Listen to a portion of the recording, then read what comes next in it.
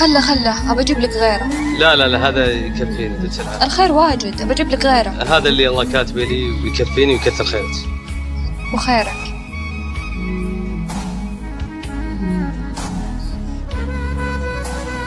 وراك ما غسلت صحنك في اخوياك؟ معلش انا والله ما اعرف اغسل، بس المره الثانيه ابشر. خلاص روح شغلك. اصبر يا نفس ولا حديتك. ما يستحي مو بعاجبه. خير عندك؟ بقول لك شيء. ها قولي. أنا الصبي الجديد. حمد يبا. خير وش عنده؟ اليوم أعطيتها أكل ونكب بعض. وقلت له بجيب لك غيره وأعوض. عيّ إلا يبي ياكل من اليمين. كلا وخلص رد بعد الطحن وما غسل. قلت له ليش ما غسلته؟ فعذرنا ما يعرفنا. يا بنيتي الله يحفظك.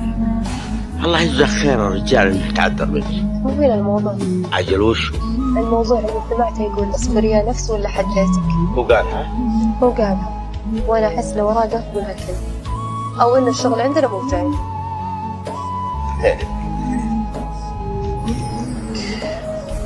يا ولد سمي يا عمي.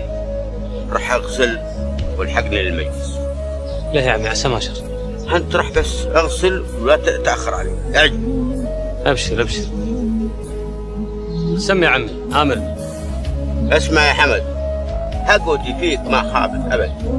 من يوم ما سلمت عليك عرفت انك مالك في الفلاحه ابد.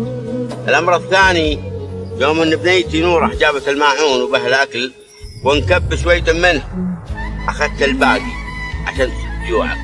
وهذا ما هو فعل اي صبي بيشتغل مع الناس. صبيان ياكلون ويطلبون زود بعد، يبي يشتغلون طول اليوم. والله احمد وش قصدك؟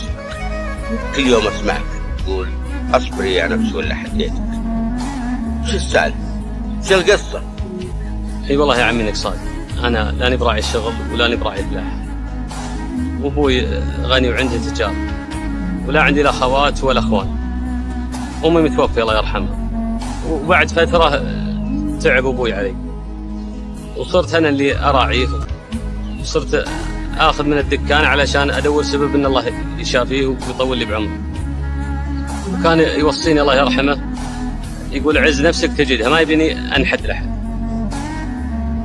وصرت انا اقول اصبري يا نفس ولا حديتك، يعني اصبري يا نفس، يعني اصبري على المكسوم واللي الله كاتبه لي. وحديتك اني ما انحد لحد ولا احتاج لحد. وبعد فتره ما قدرت اشتغل في الديره والناس تعرفني، قلت بدور لي ديرتين ثانيه وجيت عندك يا عمي، والله رزقني بالشغل معك وان شاء الله ما راح اقصر معك. اسمع يا حمد، انا زوجتي توفاها الله يرحمها، وما الله رزقني منها بعيال ابد الا نوره اللي انت خالفها. اليوم وانا عمك يا حمد اعتبر نفسك شريك لي، وفوقها بعد ودي انك توافق وازوجك ابنيتي نوره. الله يطول لي بعمرك يا عمي. وعمرك الله يجزاك خير. وبنتك في الحفظ والصون ان شاء الله. الله يكرمك. الله يكرمك. الغى غني النفس يا طيب فاله، يقال له نعمين لا جاء مجاله. شكرا لمتابعتكم. لا تنسوا الاشتراك في القناة.